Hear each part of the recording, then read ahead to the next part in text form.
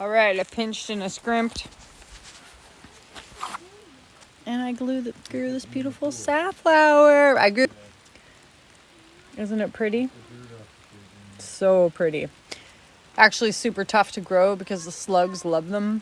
Put it in this pot with my pepper here. And I'll show you. I put some in the ground with these guys.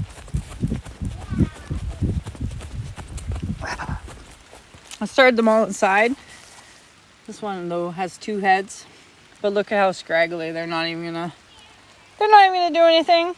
But I just wanted to show that off because I am super pumped about my safflowers. I think they're cool, even if I only grew one. All right, it's raining. We're going in, taking my laundry in. All right, that's safflowers. Mad Dog Mountain Arts safflowers.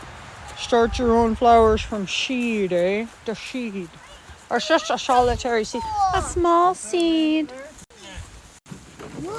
Are you guys ready to go inside now? Yeah, clean my trucks. Yeah, clean your trucks. My kid's gotta clean his trucks before he goes inside. Clean my trucks. Okay, let's go.